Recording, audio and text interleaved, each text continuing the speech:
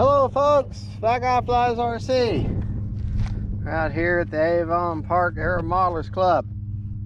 We'll take up the FMS J-3 Cub version 4. Okay, and the key thing about the version 4 is the improved landing gear. Now, I've already flown this plane one time on its initial maiden, and I got her up one time, landed her, and when I landed her, I think the right wheel come flying off.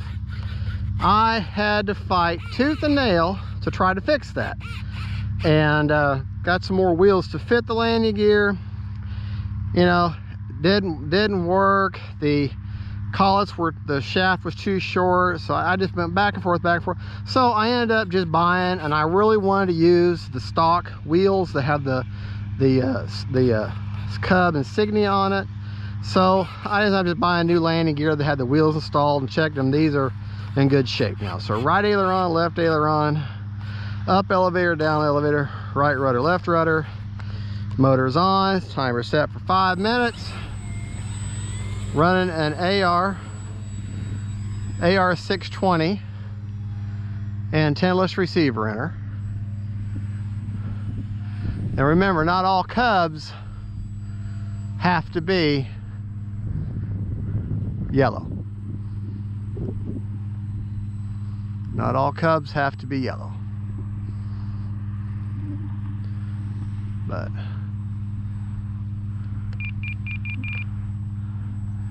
my battery that I'm using today is a Hobby Star 2700 milliamp 2700 milliamp. Weighs 500 pounds. No, it is a 2700 milliamp 3S, not a, what I say? Did I say 2700 milliamp? Okay, it is 2700 milliamp, but it's 3S. I was thinking I said 2700 S, so that would be a gigantic battery, and I don't think anything like that exists. But yeah, that plain white, plain blue sky is not good for editing, not good for filming, because it doesn't give you any reference point when you see the plane. So I like, now see right now I'm flying against them clouds. Now you got something you can, kind of gives you some scale. Now, just like with any other Cub, you want to work a little bit of rudder in your turn.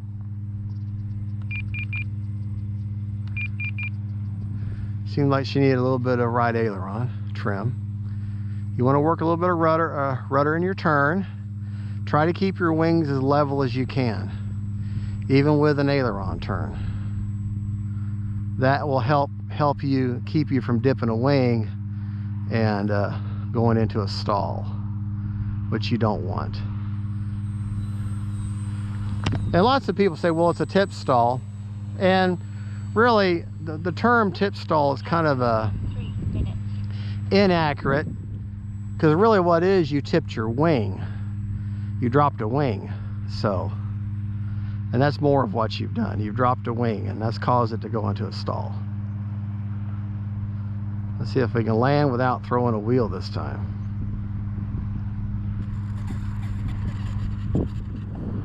All right. Hey, wheels didn't come off, so that's good.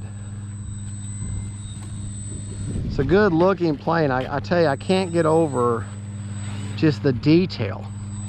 I mean, if the plane just looks like the full-size plane, and literally took a real one and just shrunk the puppy down to a 1.4 meter wingspan plane.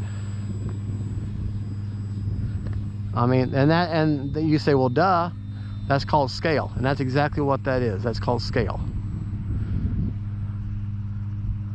Now, there are disadvantages and advantages to scale.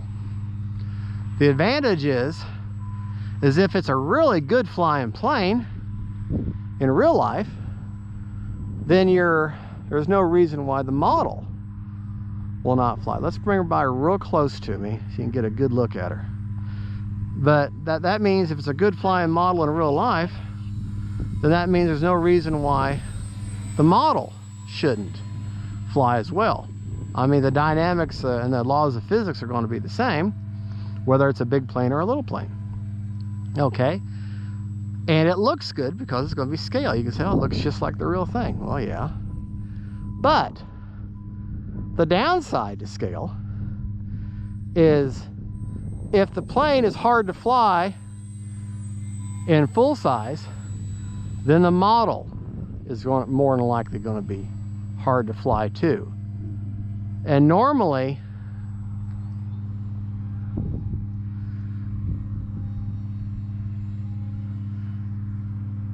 a little bit of a knife edge here. Okay. And normally, whatever quirks the full-size plane has, you know, like say a lot of your warbirds will have a really severe torque roll because they got such a big, powerful engine. 1 minute. Well, that means then lots of times the model will have the same torque roll problems or tendencies.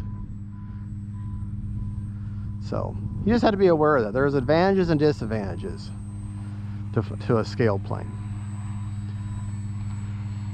They definitely look good in the air.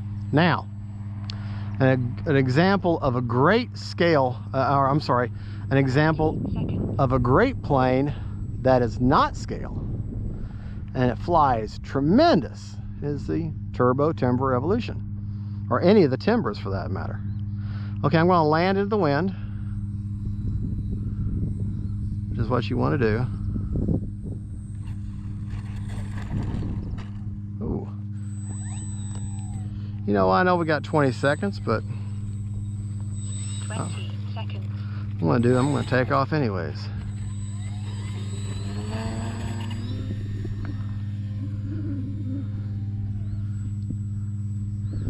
Haven't been flying her very hard. 9, 8. Yes, I know. 6, 5, 4. I know, British lady. I know my time is almost done.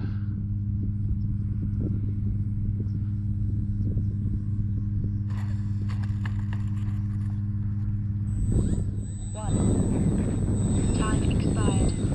Oh, just a good looking plane, I tell you what. All right. Motor off.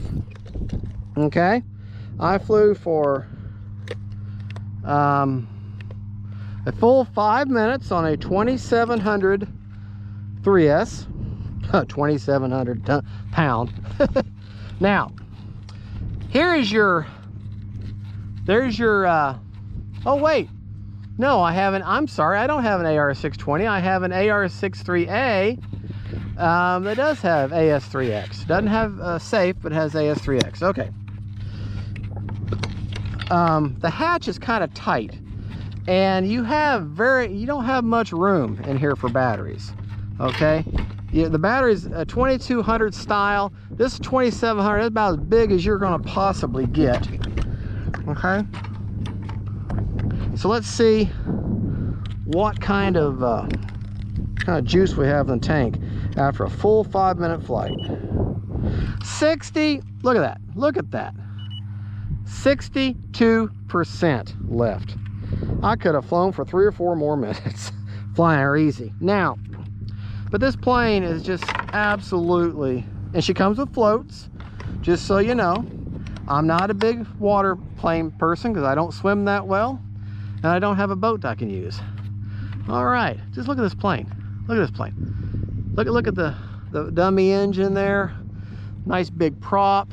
I don't even know what size prop that is. I can't see it right now. All that clear. Boy, that just begs for FPV, don't it?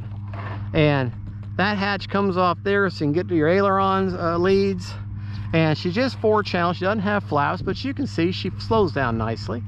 All metal, where you threw in your screws, everything goes in metal. 2mm hex drive puts the whole plane together. The only thing you have to glue on is the antenna on top.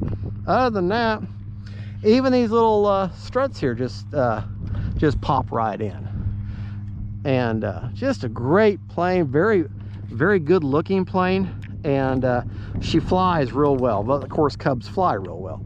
All right, folks, thank you so much for watching. Don't forget to like and subscribe. God bless y'all. And don't forget, faith, family, and friends, and them planes.